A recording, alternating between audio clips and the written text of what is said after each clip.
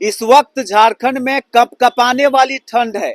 रांची का पारा गिरा हुआ है और ऊपर से राज्य भर के पारा शिक्षक राजभवन में धरने पर बैठे हुए यहाँ पर रात भर इसी अवस्था में रहने वाले हैं। और इसके विपरीत दिशा में आप देखेंगे तो यहाँ पे एक तंबू गाड़ा गया है, ऊपर में तिरपाल है।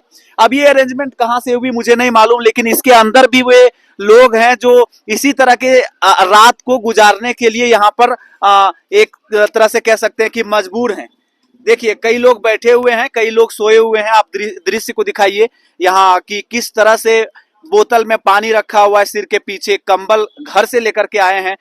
क्या मजबूरी आ गया, किस तरह से, क्या लग रहा है, किस तरह से विवश हो गए हैं शिक्षक होकर के। हम लोग का सरकार मांग जो है, हम लोग वेतन मांग हम लोग को नहीं मिला है। हम लोग समान काम करते हैं। जब हम लोग एक छत के नीचे जो हम लोग सरकारी शिक्षक पारा शिक्षक दोनों हम लोग समान तो यहाँ पर जुगाड़ करके ठंड में आग सेक रहे हैं। 4 वर्ष बीत जाने के बाद एक भी मांग पूरा नहीं हुआ। एगो सिर्फ नियमावली में नाम हम लोग को अब समझिए, वो आवास समझिए, उसको सिर्फ पारा शिक्षक से सहायक अध्यापक बना दिया गया। शॉर्ट में बताइएगा सर, क्या दर्द है, किस वजह से आप इतने तकलीफ को झेल रहे हैं यहाँ पे। जो दर्द है सर, उसी दर्द को बयां करने के लिए यहाँ पे हम लोग मुख्यमंत्री के आवास घेराव किए हैं। जो हम लोग विगत जो है 18-20 वर्षों से कार्य कर रहे हैं, जिस कार्य के लिए एक सरकारी शिक्षक को जो वेतनमान दिया जाता है, उस वेतनमान को लेकर के हम लोग भी कि उसके समतल हम लोग को समकक्ष वेतनमान मिला जाए, क्योंकि जो कार्य सरकारी शिक्षक करते हैं वही कार्य हम लोग बच्चों के साथ करते हैं। शिक्षक किसी भी राज्य या किसी भी देश के सारथी होते हैं। आप लोग जब आंदोलन करिएगा, रोड जाम करिएगा, तो कहीं ना कहीं ये शोभा नहीं देता। क्या कहना चाहिए। हम लोग बाध्य होकर के आंदोलन कर रहे हैं। मजदूर से भी बदतर जिंदगी हम लोग जी रहे हैं, क्योंकि हम लोग का भी बाल बच्चा है, उनको पढ़ाना लिखाना, शादी विवाह करना। आज 20 वर्षों से इसके पीछे हम लोग लगे हुए हैं। गोविंदपुर प्रखंड से। आप कहाँ से। हम गिरिडीह से। या ठंड को देख करके अब रांची घूमने के लिए आ गए। घूमने के लिए नहीं आए, हम लोग अपनी मांगों को लेकर के आए हैं।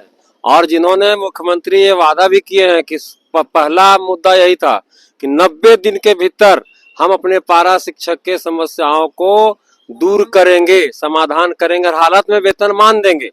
ये बीजेपी ठगने का काम किया था।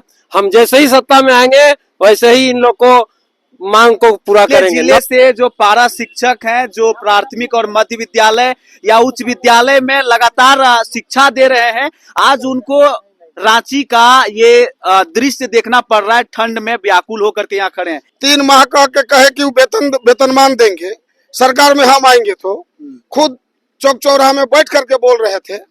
आज इनका सरकार बना दिए, गद्दी इनको मिल गया, एसी रूम में बैठ करके घूमते फिरते हैं। आदिवासी मूलवासी को रोड पर छोड़ दिए। और जब जब सरकार सहायक अध्यापक को, पारा शिक्षकों को वेतनमान नहीं दिया है, उस सरकार को अपना सत्ता खोना पड़ा। लोकसभा और विधानसभा चुनाव इनके लिए बहुत घातक होगा अगर ये हम लोगों को इतना इजली ले रहे हैं। ये उनका एक पड़ाव रहा। यहाँ पर काफी लोग जो सो भी रहे हैं और उन्होंने यहाँ पे डेरा डाला हुआ है।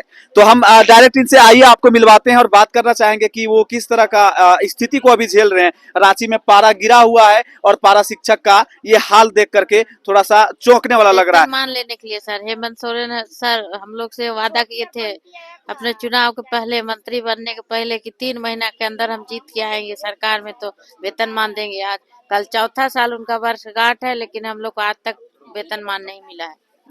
तो आपने देखा कि झारखंड में सर्व शिक्षा अभियान को सुचारू ढंग से चलाने वाले ये बुनियादी टीचर, शिक्षक, जिनको पारा टीचर कहा जाता था, अभी सहायक शिक्षक हैं, वो मजबूर हैं और अभी इस हालात में वो यहाँ पर धरना प्रदर्शन करने के लिए यहाँ पर इकट्ठे हुए हैं। पूरे ठंड में वो यहाँ आकर के सरकार से मांग कर रहे हैं कि सरकार ने हमारे साथ जो वादा किया था, कहीं ना कहीं उस वादा से पिछड़ रही है और इसी मांग को लेकर के हम लोग यहाँ पर इकट्ठे हुए हैं। बाकी और भी अपडेट के लिए बने रहे 99 न्यूज के साथ। मैं रवि भास्कर, नमस्कार।